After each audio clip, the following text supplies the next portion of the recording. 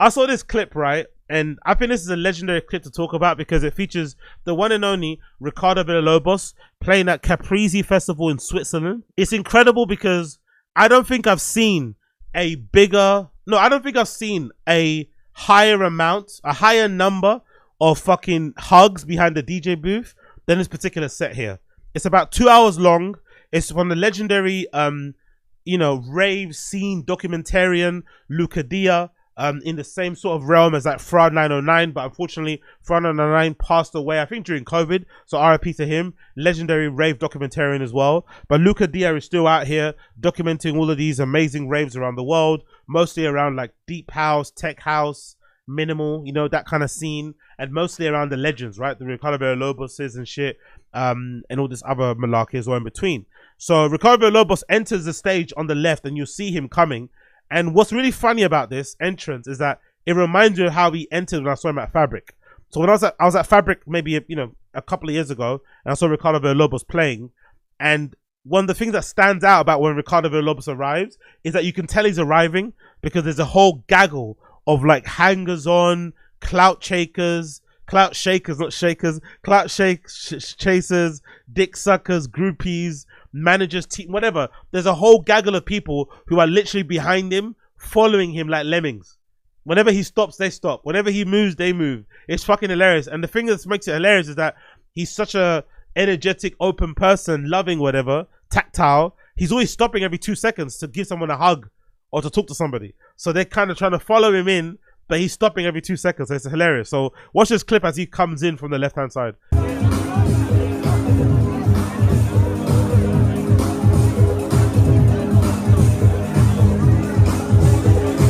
There he is. Do you see him? There he is right there. Can you see him? There he is right there.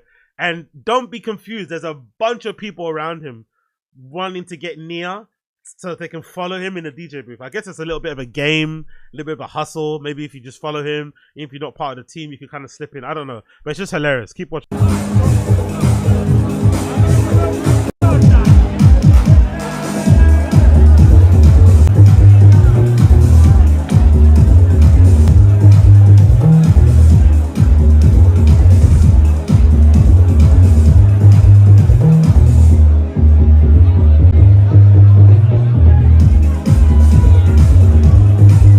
Struggling to get through. So many air hugs, so many kisses.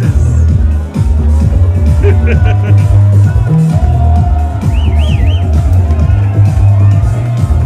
whistles as they come to stage. That's real rockstar shit, by the way. Real rockstar shit. I wonder, by the way, I've always wondered, I would love to, if I got ever a chance to interview him, I'd love to know, like, does he actually recognize these people? Does he recognize them, or is he just being nice? I'm not too sure.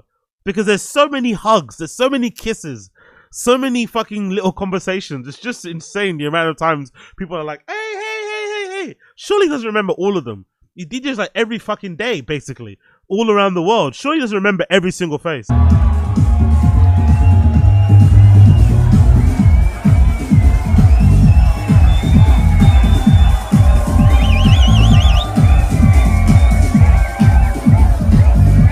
By the way, that must be a good feeling, right? You come on, you appear behind the booth and everybody is going crazy in the crowd as they're seeing you before you even touch the decks. That must be a fucking good feeling.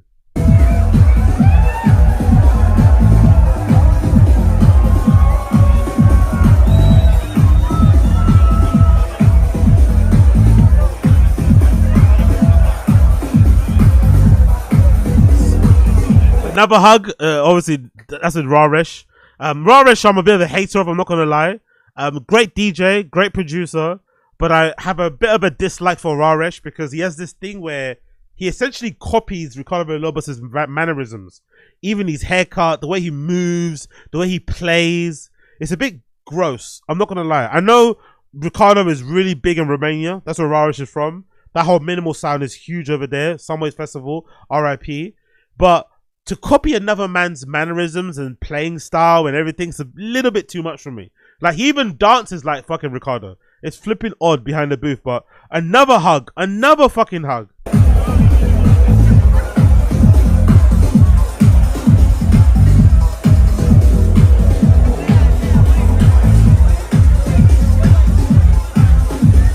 there's nothing hits better. Nothing hits better than an MDMA hug. Nothing hits better than an MDMA, ecstasy, other adult multivitamins hug. Nothing hits better. There's no better hug that you receive from a stranger than an MDMA induced or laced hug. Yeah, that's it. And there's no other hug that hits better than an MDA laced hug. Okay? No other hug in the world. Because you feel that shit. It's guttural. You're telling each other how much you love each other, how much you appreciate each other, how happy you are to see that person, the music, the vibes. This is the best time of your life. It's so good. It's so freaking good.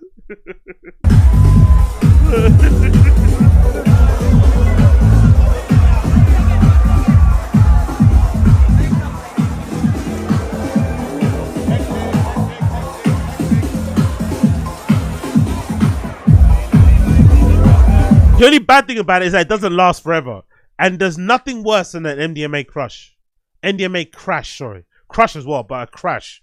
There's nothing worse. That's why I think overall, like, you know, not that my platform matters in anything, you know. I'm a nobody really who gives a shit about what I have to say. But that's why, as much as I go on and on about partying and raving and clubs and stuff, I would really encourage people, especially kids who are coming up, or not even kids, people who are just like not that experienced and just getting into the scene. I'd encourage you to start off doing it sober. Start off going out to parties just because you love to be around people, just because you love to rave, you love to dance, you love to see a DJ. Don't go primarily because of the adult multivitamins, because it can be a hard thing to pull away from. It can be a hard chain to break, because in my personal opinion, clubs are really fun, but they're made way funner with drugs and shit. But drugs are really bad for you in the long run. They're not good. You shouldn't be doing them at all. And if you do them, you should do them for a short period of time in your life. You shouldn't be something that you do forever and ever and ever. And I think it's really important when you go to a club and you go to a rave to make sure that you're going there just for the sake of going there as a, like, because I've always wondered, why don't people go to raves and clubs the same way people go to gigs?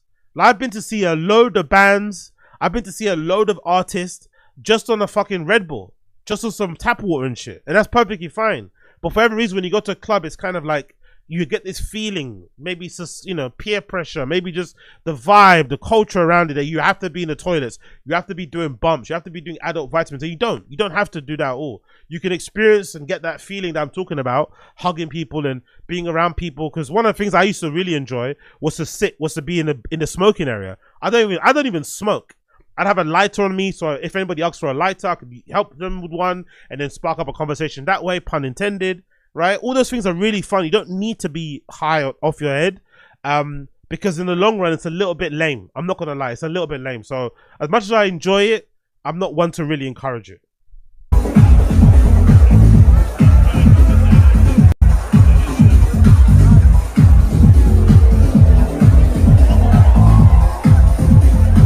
Yo, big up people in the stream chat. Big up Thomas Hoeing. Always when I meet people I work with, be it promoters or DJs, when they see me, they recognize me, and they either some hours or next day I realize who they are. Okay.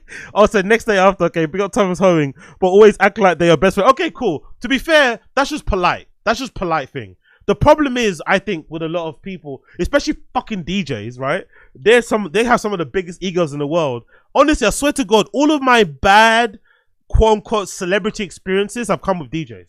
Footballers, you know, even actors and stuff, and movie stars or TV stars, movie stars, presenters, influencers on social. I've met a bunch of them and they're always chill. It's the DJs who's a flip of a coin. You're not sure if they're going to ego you out. They're going to big time you. They're going to make you feel like a fucking weirdo and shit for saying hi. I don't know what it is about DJs and their ego that's bizarre, but it helps when you work in the industry. When you work in the industry, you can get a different level of respect and interaction that you maybe won't get if you're just a punter, like how I am, because I don't really try to be involved in the industry side of things.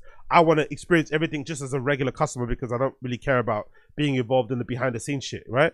But I think when you're just a regular customer, they just see you as another fucking face. You know what I mean? They don't really treat you in any kind of respect. But I don't know, man. I don't like that, you know? I don't like that. Because I know if I bumped into Rihanna, I know Rihanna would give me 5 minutes. I know Rihanna would give me 3 minutes of her time and make me feel like, you know, I'm the only person that mattered in that particular moment, and be really fucking, you know, attentive to my compliments to her and how much I'm a fan of her. Same with A$AP Rocky. Like, I know if I met these people, that's what, and these are the biggest, most popular celebrities you've ever met. I know if I bumped into Drake, he'd be super nice as well. But for some reason, if you bump into a particular DJ, you have no who has fucking 2,000 followers on Instagram, they're gonna act as if they're fucking Nicki Minaj or something. It's weird.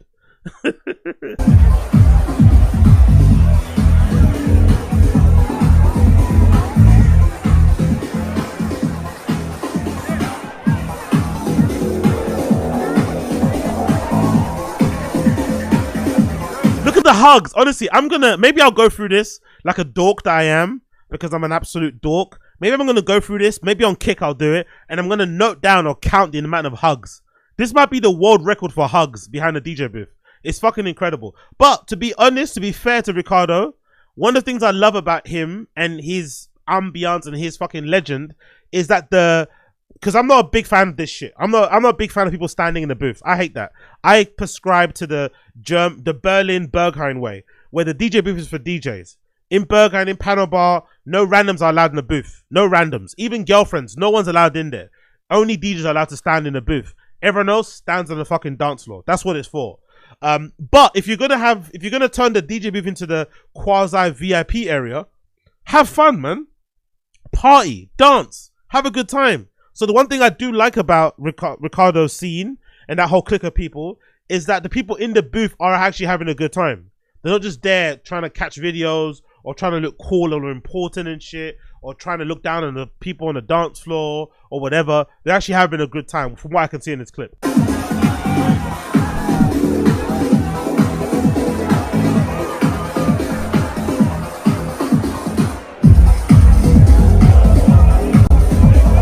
But the best bit in this clip comes around 12 minutes. Let me fast forward it. The best bit in this clip comes around 12 minutes, right? Is it 12 minutes? I think it's about 12. Around 12 minutes, my guy Ricardo decides to get down on his knees and change a song, right? He just starts to change a song. He doesn't like what he's playing, so he gets down under the DJ booth and decides to get another bit of vinyl to play. And while he's down there trying to pick a vinyl, he also happens to do some other stuff. But the camera kind of cuts it.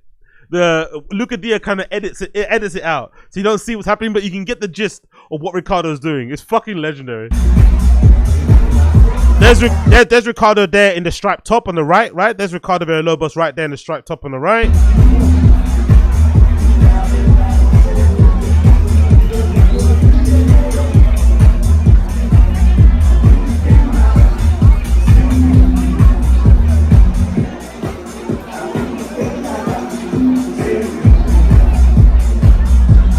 There he is, touching his hair, moving around.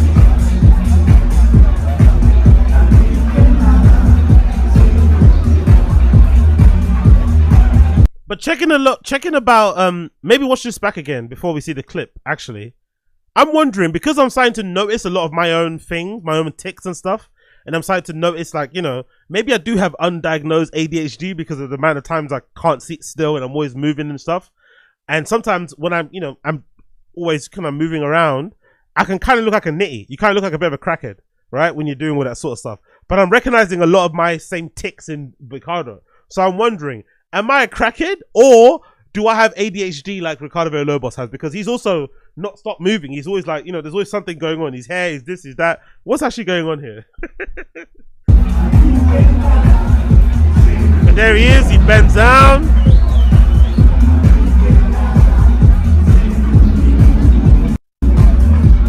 Ricardo bends down. He takes a nice little look, a nice courtesy look, just in case there's some Switzerland police officers in the DJ booth about to take him in. Ricardo has a nice little glance to the left there to make sure the coast is clear.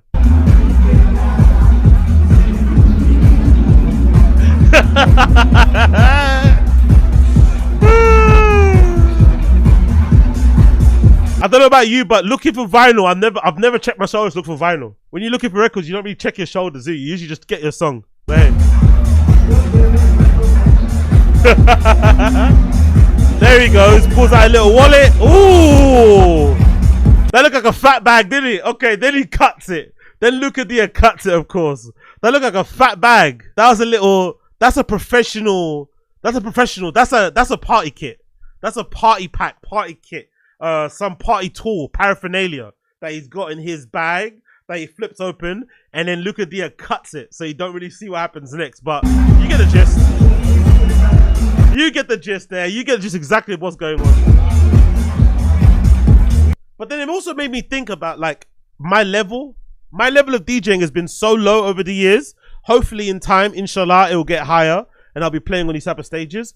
But I don't think I've ever in my entire life of DJing, which is what, like 10 plus years or something, I don't think I've ever done any multivitamins under the table like that on the DJ booth. It's not that serious. Like I'm not really the biggest fan of this type of behavior. I'm not gonna lie. I'm a big believer in like respecting the audience. So I want to give the audience and the crowd a good show. And I'm also talking about like from my level of playing. I'm playing in like pubs and bars and shit, right? For like £100. And you know, most people there are not really there to hear me play. They're there to get a fucking burger and a beer meal deal sort of shit. So I'm the least of their worries. But in that scenario, I don't ever want people to have like a shitty experience. And I know if I start doing adult multivitamins, I'm going to be out of my mind. So I'd much rather wait to do that after my set, which is what I usually typically do. But I might have a drink or two behind the booth and shit. Why not? And usually when you're drinking, when you're playing, because adrenaline's running and you're thinking and you're working, quote unquote, you don't really ever feel drunk or anything. You're kind of drinking it just for liquid sake, which is why sometimes when I would play in these places, I would usually opt for sparkling water with tons of ice and shit in it, just to kind of give you a little bit of the bubbles effect, but obviously just to keep you hydrated.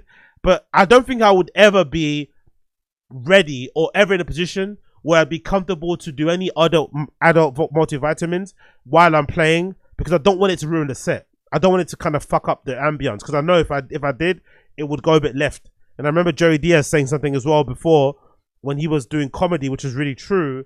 Like when you do anything and you're performing on a stage, it kind of dulls your senses. And when you're performing, when you're putting on a show, you kind of have to be sensitive of your environment and the people you're performing for. But how can you do that if you've dulled them by ingesting any sort of, adult multivitamins, aka drugs and shit? So I'm not really the biggest fan of this practice. I'm not gonna lie. I'm not the biggest fan of it. But obviously, Ricardo Villalobos is also a high functioning, person. He's been able to do this for the long period of his career. It's part of what he does. He probably can't function without doing this while he's playing. But if you've seen Ricardo Villalobos play, you'll know that it's definitely heads or tails about whether or not it's gonna be a good set.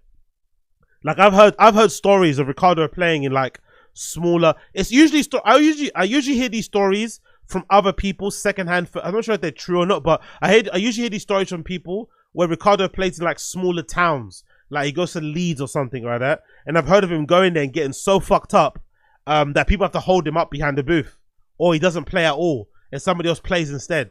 Like he gets so fucked up during the set. But I have heard him play like I did in Fabric. He's a bit sloppy, but it's never so crap. No, so fucked up on crap.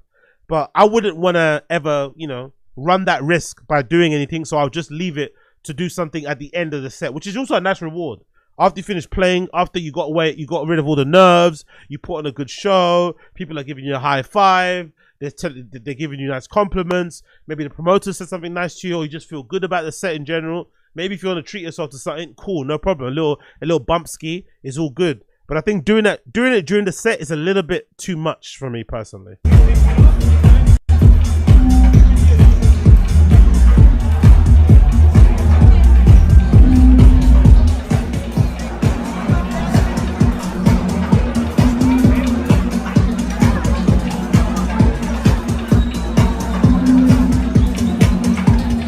Yo, big up Ayu, big up Ayumi love. Yeah, that excitement from Zinga seeing that fat bag. Hey bro, we've all been there.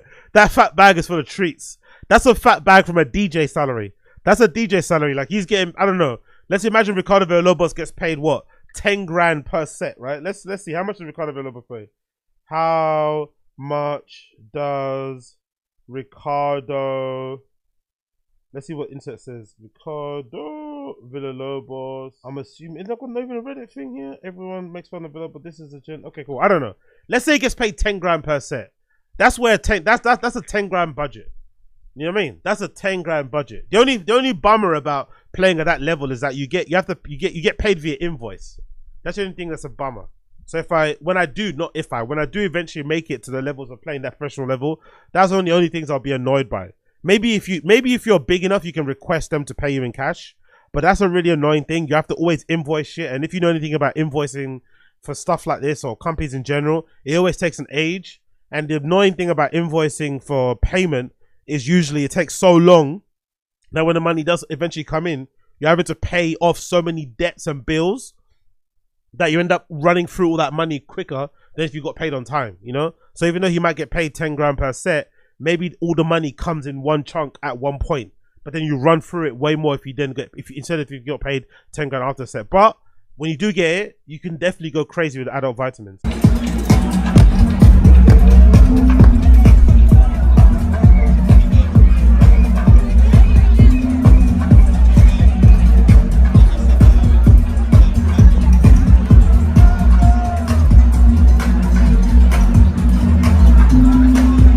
Always touching his nose.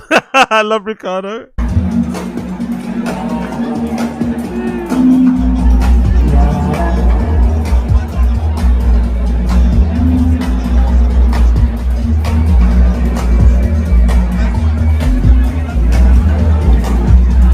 Okay, wow, I got this thread. There's a thread on the techno subreddit that says the only thing that comes to mind is the gig at festival in Britain where he obviously was under the influence of whatever.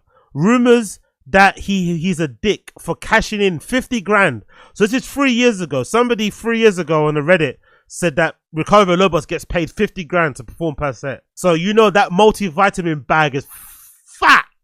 He doesn't wear designer. He doesn't look like he gets a haircut. He doesn't look like he dyes his hair. It doesn't look like he looks after his skin or anything.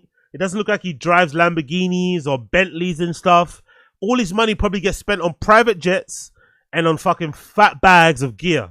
Big up fucking Ricardo Villalobos. He's a legend.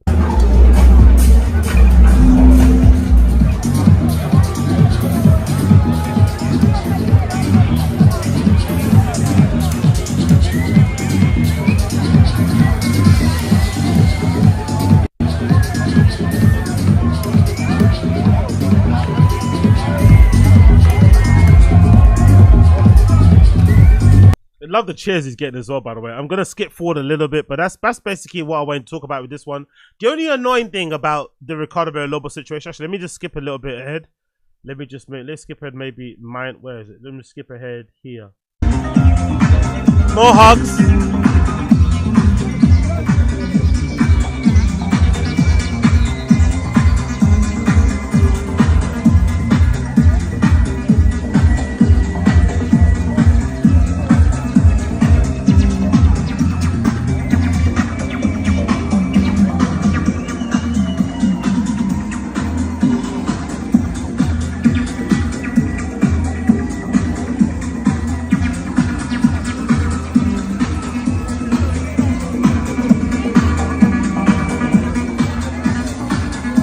You see what I mean about Rarish? You see what I mean about Rarish? Even his little mannerisms, even how he puts his hat, like, he's exactly like Ricardo. It's so gross and gay. Like, get your own personality, bro. Like, ugh. Imagine just sucking up another man like that where you start acting like him and moving like him. Weirdo.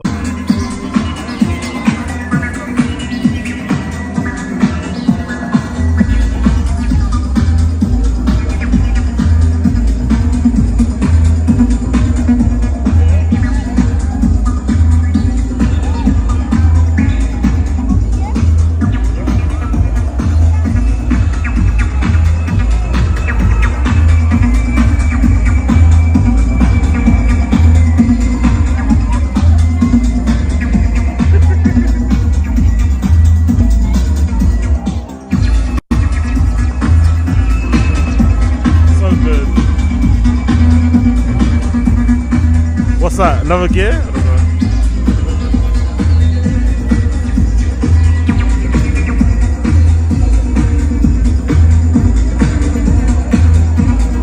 Like, even this mix alone is so fucking good. Just this mix alone, just this transition, this blend alone is so fucking good. But he probably has no idea what he's doing. He's probably not gonna be able to replicate this ever again. But this transition is so fucking good. Or this blend, sorry, is so good.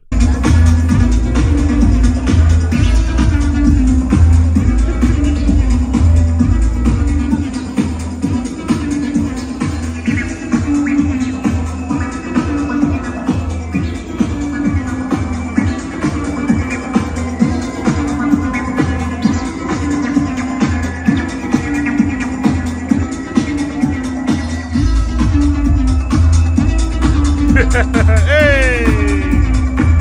Legend. Legend. So good.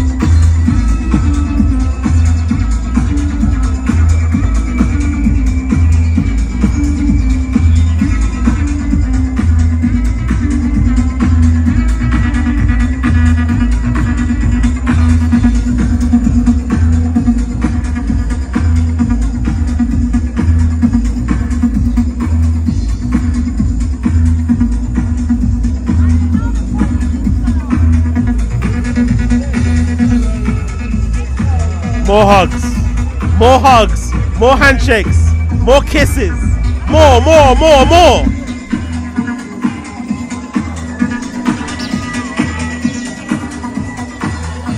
Okay, so just to end this section, the only bummer about the Ricardo Villalobos situation for me was seeing him in person, up front.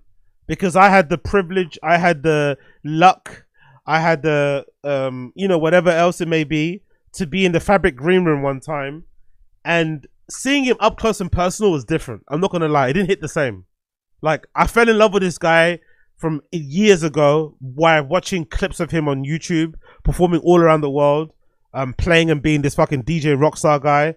At the same time, I kind of found DJ Harvey, so my introductions to DJ was pretty decent. My two people that I've kind of got introduced to were like DJ Harvey and fucking Ricardo Villalobos, and then soon after that, I think, like, what you call it, what's his name, Seth Troxer and all those type of dudes. But those are my two sort of like heroes first off. But seeing Ricardo up front in person was kind of tough, I'm not gonna lie, because he looks a lot older in person. He looks way rougher, and he looks more of a nitty in person too. Like, if you saw Ricardo Villalobos in person, you'd have no idea he's a DJ. You'd think he's a fucking homeless person or a crackhead or something. Like, he like, God bless the guy, with all due respect, I love him, he's my guy, always gonna look up to him, but he looks rough in person. Like, so, as good as and fun as this lifestyle may be, as good and fun as it may be to be on it and to be like going as hard as he does, still in his old age, it does come with some consequences. Because when you see him in person, he looks rough. And I don't know if I would be okay with looking and acting that way in my old age, I'm not even too sure if you should be like DJing at that old anyway. You know what I mean? I think there's a part of me that's like, maybe find something else to do. Maybe open a club. You know what I mean? Maybe start an agency or something. But I think if you're a DJ at that age, right? If you're a DJ at this, oh shit, there's the guy, there's Atta. Atta is one of the founders of Robert Johnson, isn't it? Right? Yeah, he's the founder of the famous club in Frankfurt, Robert Johnson. And I think they've also got a label too. They released that book back in the day. They do really cool posters and shit. But that's, I think, Atta from Robert Johnson there in the back. They're taking pictures in the booth. So this is all fun. It looks like a great time. You're with fucking groupies and shit. You're with fucking friends, colleagues, people, icons in the industry. You're having a fucking great time. And you're always getting on it. You know what I mean? And you're making a fat salary. And you're fucking, having the greatest time around the world. But there comes a time as well, depending on your age, where like you kind of have to rein it in a little bit. Clean it up a little bit. Chic it up a little bit, Like, if it's me and I'm Ricardo and I'm behind the booth at his age, Ricardo might be like, what, 50 maybe? I don't want to, and I think that's also Carl, the guy from Fabric as well is there, isn't it? I forgot his fucking name. Apologies, I forgot your name. Carl Craig, I forgot his name. But there comes a point where you want to be a little bit more together. You want to be a little bit more, you want to maybe upgrade. You want to level up your appearance, level up what you do and shit. So I don't think I'd be okay with living that life all the way until then. But there's also a part of me that's like, the reason why this guy's special is because he's one of a kind. And it's kind of cool to see somebody living that lifestyle the way he's doing it unapologetically, with no exceptions, you know? Really only living for the good times, only living to get on it, only living to play and do whatever. It's kind of cool. So I can maybe live vicariously through him from afar, but I don't need to copy that play by play, you know? Because number one, I'm probably not built for it, because he's probably in his 50s maybe, and he's still going the way he's going, and he doesn't look like he's slowing down anytime soon. So he just maybe is built different, which is okay too. But damn, bro, when you see him up close, when you see him in person, when you see Ricardo in real life, anyone that knows, has been around, you know. Because I got to see him in a green room, because it legitimately, I think when I was there at Fabric, he must have been playing, and I swear to God, he must have purposely played like a track that was like 11 minutes long or 12. And then because I think I left before he played the track, but then 2 minutes later, he came into the green room where I was at. And in the Fabric green room, there's like another bit around the back. Like, if you know, you know, innit? There's like a green room, and there's another bit around the back where people actually go. And I remember sitting there because I was doing my thing, and he walked in, and it was funny when he walked in, because he did that thing that we've all done when we're on it. And you see someone you don't recognize, like you look at them like they're a Fed. So when he turned the corner, he looks at me like I was a Fed. Like I was like, relax, bro. Like I'm not undercover. Don't worry. Like, and then when he walked in, like 17 other people followed him, like lemmings. It was so wild, so funny. 17 people followed him. Ba ba ba ba ba ba ba ba ba. And then as soon as they finished, he came out first, and they followed him again. It was fucking hilarious how it worked out. But it makes sense as well, right? If you're the DJ, if you're Ricardo, and if what Reddit says is true, if Ricardo allegedly gets paid, let's say 50 grand per set, he's probably getting a hold of really good stuff. So if he's getting a hold of good stuff, there's probably an industry, an economy, a scene of people who exist just to hang on to DJs. They just hang on. They're just a good company. Because if you're a DJ and you're playing all around the world, you might get lonely. You might get bored. So you might not even have groupies that you fuck. You just have people around you. You just want to have to keep you company. That might be a thing. There might be a whole scene of people out there who keep DJs company during the fucking festival season, and they just get Ricardo's paid enough to kind of pay for your ticket and pay for your accommodation, and you just follow him around. So when he gets drugs, because he knows he gets paid a lot and he's a famous DJ, he's probably gonna get a lot. He's probably gonna get a hold of some good stuff, and then you you make sure that you follow him so you can get a little cheeky line or a cheeky bumpski, because it's gonna be some good shit. And then thus the cycle continues. It's a bit of a crazy world. But I am glad that Ricardo's out there living it and doing what he's doing, because I don't think I could do that. I'm not gonna lie. I think a part of me enjoys actually putting on a good show. A part of me enjoys feeling the vibe and the energy from the crowd. And I know if I was on it all the time, it would kind of dull my senses and I couldn't feel that love and energy. And a part of me kind of enjoys doing stuff in moderation, doing stuff all the time anyway. Whether it's eating fucking chicken and chips, whether it's flipping getting on it, whether it's fucking drinking a particular drink every single day isn't as fun as maybe having it in moderation or for a celebration, whatever it may be. That's what I would particularly do. But I'm happy Ricardo exists so we can kind of vicariously live through him, because there is legitimately nobody like him out there. And for whatever reason, nowadays, these up-and-coming DJs coming up are so boring, man. They're all into drinking matcha and bromboff and doing yoga and meditating and shit and talking about mental health. It's like, fuck off, mate. It's raving. It's nightclubs. It's dance music. It's electronic music. There is no such thing as mental health. It's like, of course you have mental health issues. You're in a fucking nightclub. We've all got mental health issues. You know what I mean? So these newer generation of DJs, they're not like him. I don't know why. There's not many rockstar DJs anymore. There's very popular DJs, I've noticed.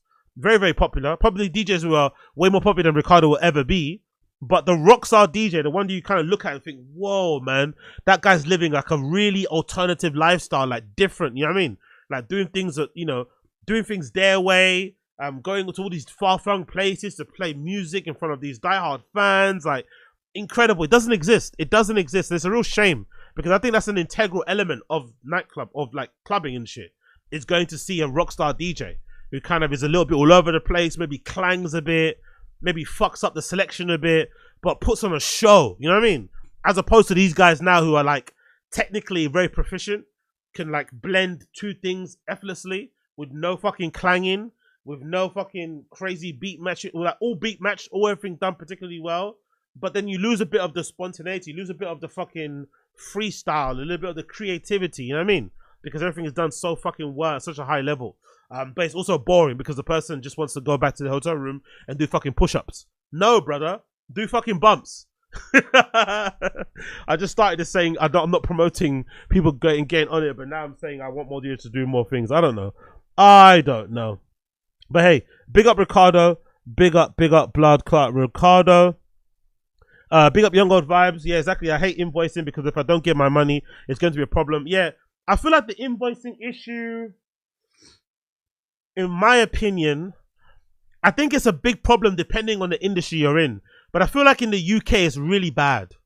I feel like every other day, especially on my timeline, maybe because I follow creative people and shit, I feel like the people on my timeline are always complaining. Oh, what's this? Someone he's showing the vinyl. What's the vinyl he's showing? Atta from Robot Jones is showing this vinyl to the crowd. I guess it's a new track. Let's see this.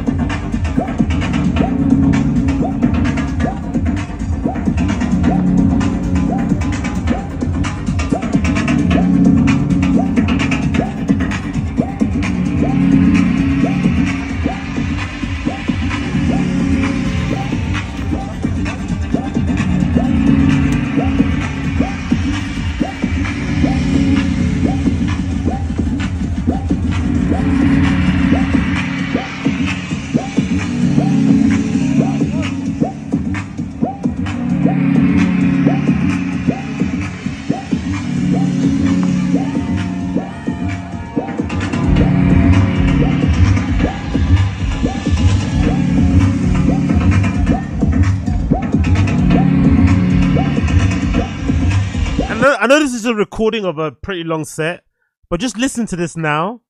Am I the only one that can hear how high it is? Like in terms of like drug influenced.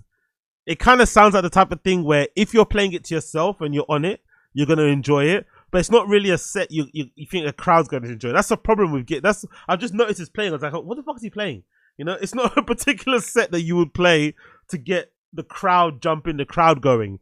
It's a kind of set that you would maybe play at home, you know, if you were having a good time, or maybe on some pirate studios or something. But it doesn't sound like a set that the crowd is really enjoying. And based on the lack of dancing on the dance floor, it kind of I think I'm correct in saying this. That's one of the negatives again of having your own little party, because you know no one else is enjoying it apart from you.